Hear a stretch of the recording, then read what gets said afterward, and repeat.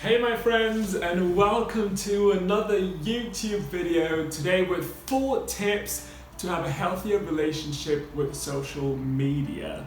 So we all use social media pretty much all the time, especially Gen Z and millennials, and I think it's quite a tricky topic because we all enjoy it, we kind of like to share, we like to see what other people are doing, but no one's ever actually taught us how to use it healthily. So here's just 4 things that I would suggest if you sometimes feel a bit overwhelmed by the way you use it, but you can't really put your finger on what it is that is just a tiny bit off. Tip number 1, only follow people that you want to see doing well. There's this lady called Jessica Abbo who's written a book called How to Be As Happy As You Look on Social Media. And she's done loads of research on the whole social media thing and how it affects us as human beings. It's obviously scientifically proven left, right and centre that social media usage has been linked to anxiety, depression and sleep disruption.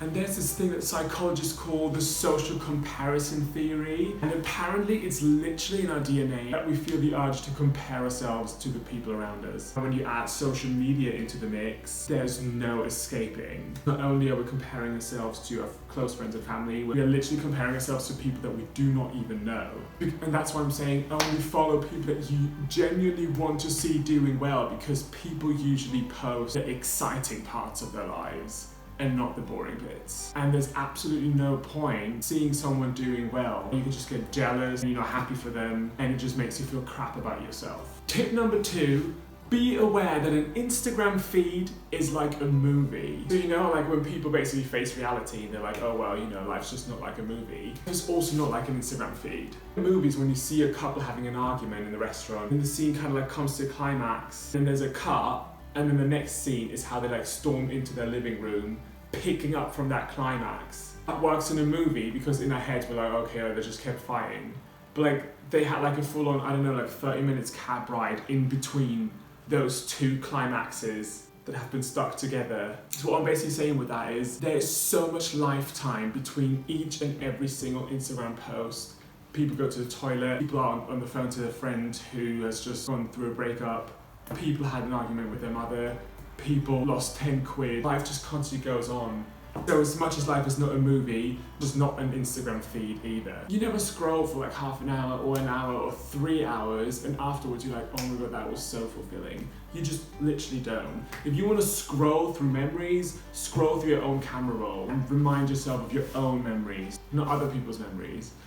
I think it's one thing if you do research, if you find videos that inspire you, if you find content that gets you creative, juices flowing. But if you catch yourself scrolling for longer than 5 minutes without a goal, ask yourself if your 2-hour down the line me would look back and be like, okay, that was a very useful way of spending my time. Especially when you're in bed, sleep is so much more useful. You look at it from an artistic point of view, to rest and to get your juices flowing again. You need time to digest whatever creative challenge you were facing during the day. Just look at a few pictures of your friends, but try to avoid scrolling for 2 hours. And if you are a scroller, then just give it a try and see how it works. See whether you feel better, see whether you feel a bit happier even. And all I can say is the more you scroll, the more you see, the more you have to compare yourself to. Vicious circle. So yeah, avoid senseless scrolling. Tip number 4, and that is my most important tip for artists in particular, only share creative content if the urge to express yourself publicly is bigger than the urge to get approval. Because if you post content in order to get approval and then people just don't react the way you expect them to react to your video, photo, whatever, it's gonna make you feel hurt. Being realistic, our attention level is usually on 10% when we scroll through Instagram. So we might not even see things properly, we might not even have the time to watch things properly. So on the one end, you've got this artist that wants to share stuff and make themselves vulnerable. But on the other end, you have people on a crowded bus with no internet, rushing to work, with no sense of what your creative content means to you. So if it's too valuable to you, keep it to yourself, share it with your friends, but don't post it in order to get the likes.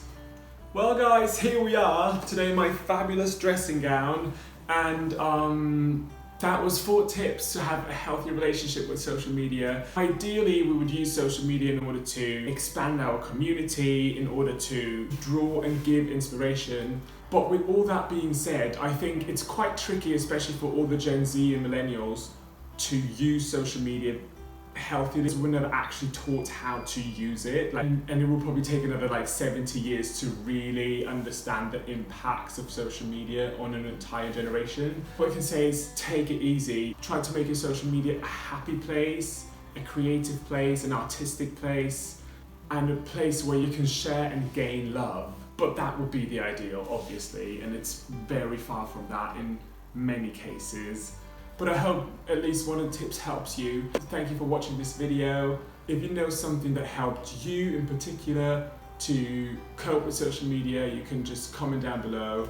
And yeah, apart from that, keep it up, live it up, and don't forget that in 400 years, no one's gonna give a what you did, so you might as well just have a nice life.